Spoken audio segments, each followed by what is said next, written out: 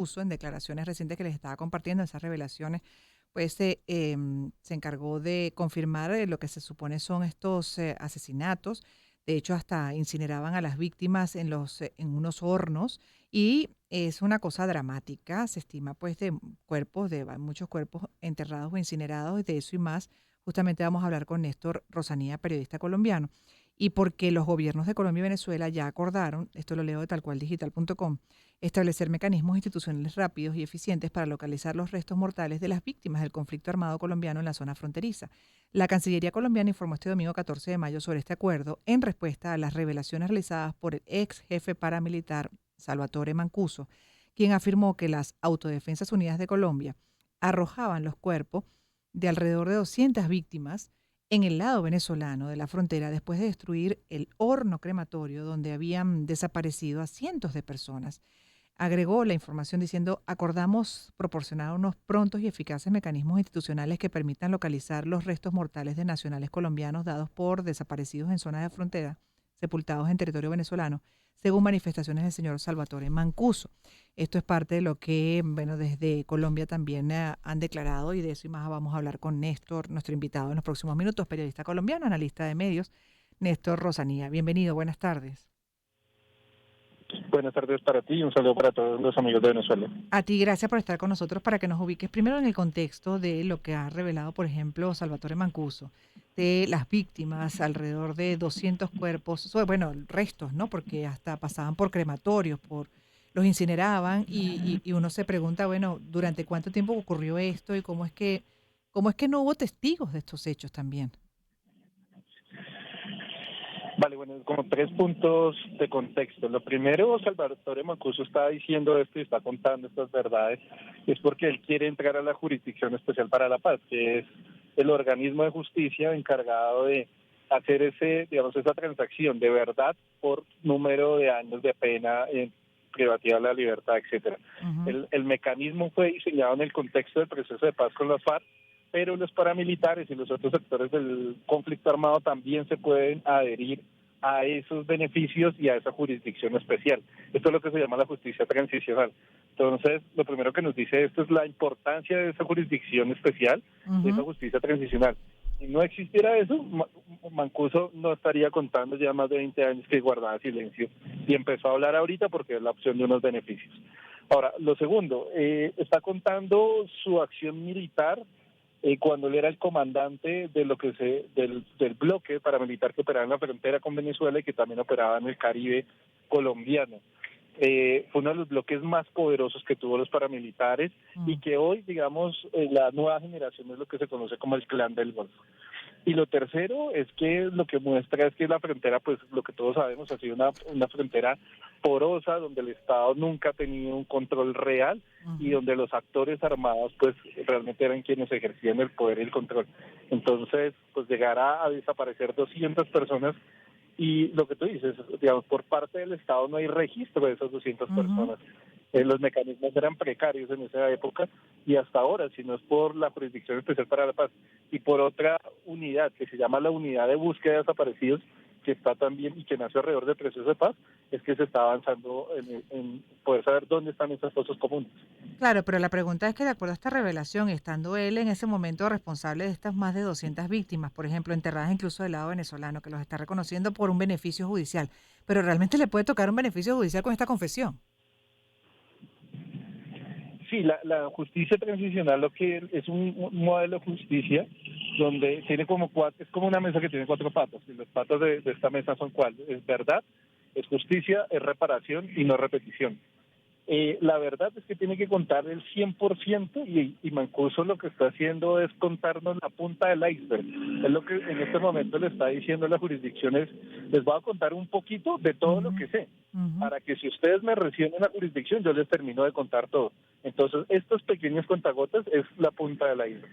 Y lo que hace esta justicia es: yo le cuento toda la verdad, pero usted a cambio ya no me va a dar una pena privada, porque serían para 60 años de cárcel o más porque son delitos de lesa humanidad, etcétera. Ujú. Pero como entra en una jurisdicción especial, y la justicia transicional es poder salir de un estado de guerra para llegar a un estado de paz, entonces le dice: bueno, yo le cambio 60 años de cárcel por 8 pero con tal de que usted me diga toda la verdad, repare las víctimas y se comprometa a nunca más volverlo a hacer. Entonces, uno cambia aquí verdad por justicia. Ujú, ujú. Y la no repetición de los hechos, que también es importante, porque esto es un horror. Además, estamos hablando de varios años solamente de lo que son paramilitares, que queda del lado también de los guerrilleros, por ejemplo, ELN, la FARC. Me gustaría, si es posible, que agregaras información con relación a eso, entre lo que se está buscando de verdad y no repetición de hechos, reparación a las víctimas, con los diferentes grupos armados violentos que han estado hoy afectando a Colombia por años, décadas, pero que también pues desde hace cierto tiempo ha tenido presencia en Venezuela con sus respectivos además daños a nuestro país.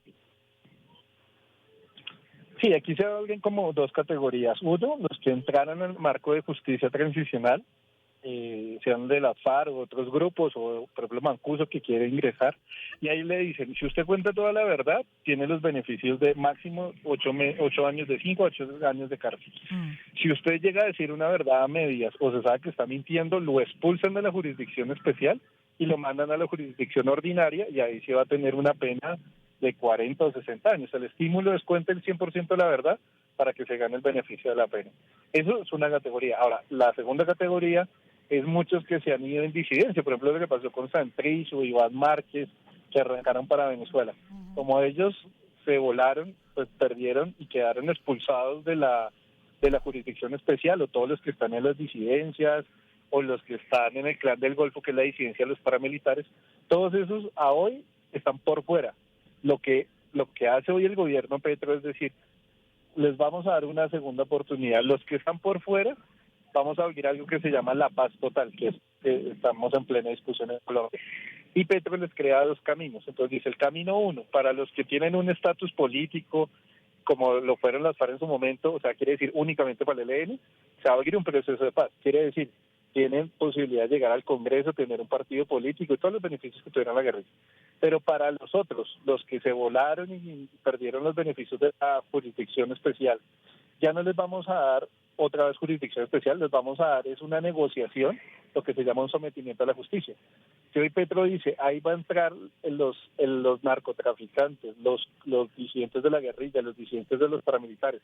Entonces ya pierden el estatus político, ahora tienen un estatus de delincuencia común, y a esos simplemente se les van a hacer dos cosas. Se les va a negociar las penas también, les van a quedar más bajitas, no tanto como en la jurisdicción especial. Mm. Y lo segundo, lo que se está negociando es que se les puede dejar hasta el 6% de la fortuna que ellos declaren. Entonces, esos son los dos caminos de lo que hoy se llama la paz total. Ujú. Increíble, ¿ah? Cuando uno escucha este tipo de cosas, como por tantos años estos grupos irregulares han tenido tanto poder, ¿no? Y afectado tanto, en este caso, a la población colombiana y también a la venezolana de una u otra manera, porque presencia han tenido, como bien decía, con incluso líderes que han sido, bueno, eh, muy, muy violentos. Y en el caso particular de organizaciones de víctimas, por ejemplo, con el tema de los paramilitares, de hecho estiman, y permítame que comparta este dato también, entre otros, tal cual digital.com lo subraya, que ellos habrían incinerado alrededor de 500 personas en estos hornos con el fin de desaparecerlos y eliminar cualquier evidencia de sus crímenes bajo el mando de Jorge Iván Laverde, alias El Iguano. Y esto es solo una arista. Estamos hablando de la violencia, es los paramilitares del frente, particularmente de frontera.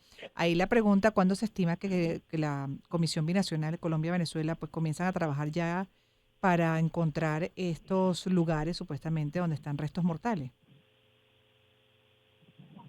Se espera que en lo que va a ser el transcurso de este segundo semestre que comienza, va a ser como la articulación y ya el proceso de buscar a partir de las declaraciones de Mancuso, porque tienen que dar esas declaraciones con coordenadas en mano para saber dónde están las fosas comunes y poder medianamente pues saber qué pasó con los otros cuerpos.